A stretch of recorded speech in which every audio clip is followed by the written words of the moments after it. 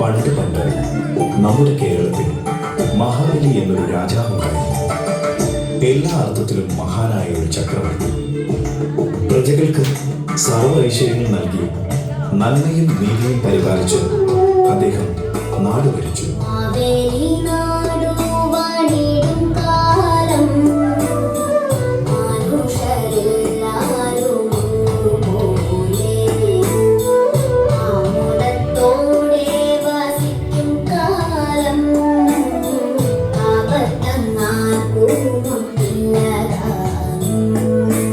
നാട്ടിലെ ജനങ്ങൾ എല്ലാവരും അദ്ദേഹത്തെ സ്നേഹിക്കുകയും ആദരിക്കുകയും ചെയ്തു.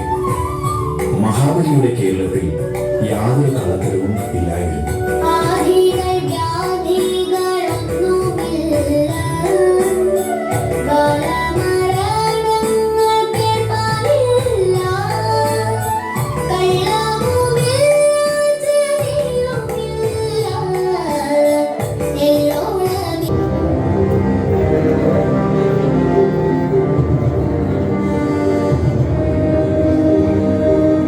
ഇങ്ങനെയായാൽ മഹാബലി സ്വർഗലോകം പോലും കീഴടക്കുമെന്നും ദേവന്മാരുടെ സ്ഥാനമാനങ്ങൾ എല്ലാം നഷ്ടപ്പെടുമെന്നും അവർ ഭയപ്പെട്ടു.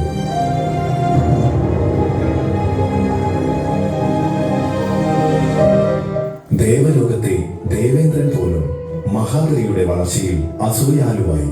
മഹാബലി വിഷ്ണുഭക്തനായിരുന്നു. വിഷ്ണു ഭഗവാന് മാത്രമേ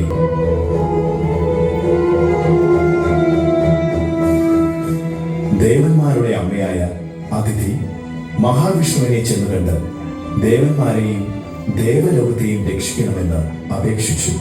അമ്മയുടെ അപേക്ഷ സ്വീകരിച്ച് മഹാവിഷ്ണു മഹാബലിയെ കീഴ്പ്പെടുത്താൻ തീരുമാനിച്ചു. മഹാബലി വലിയ ദാനശീലനാണെന്ന് അറിയാവുന്ന മഹാവിഷ്ണു ഒരു ദരിദ്ര വാമനന്റെ വേഷമിട്ട് ഭൂമിയിലെത്തി. പൂജയിൽ മുഴുകിയിരിക്കുന്ന അശ്വമേധയാഗം.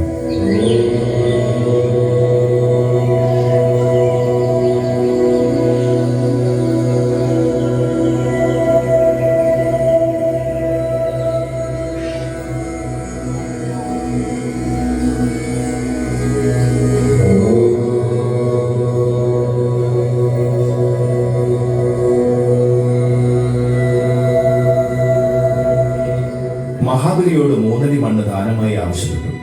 വാമനൻ മഹാവിഷ്ണുവാണെന്ന് മനസ്സിലാക്കിയ മുനിവര്യൻ തടസ്സപ്പെടുത്തിയെങ്കിലും ദാനശീലനായ മഹാബലി ആവശ്യമുള്ള മണ്ണ് അളന്നെടുക്കാൻ പറഞ്ഞു.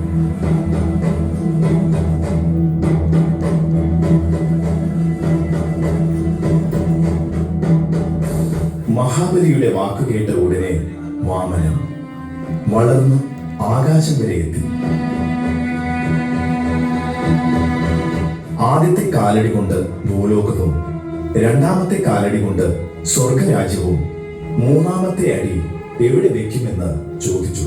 ഇനി ഞാൻ മാത്രമേ ബാക്കിയുള്ളൂ, അതുകൊണ്ട് എന്റെ ശിരസിൽ തന്നെ കാൽപാദം വെച്ചോളൂ എന്ന് മഹാബലി പറഞ്ഞു.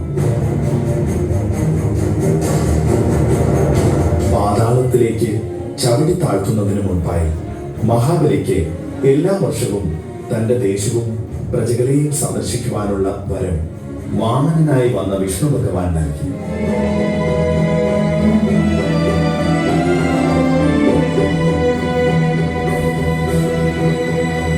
അന്നു മുതൽ എല്ലാ വർഷവും തിരുവോണ നാളിൽ മഹാബലി ഭൂമിയിലേക്ക് വന്നു തുടങ്ങി.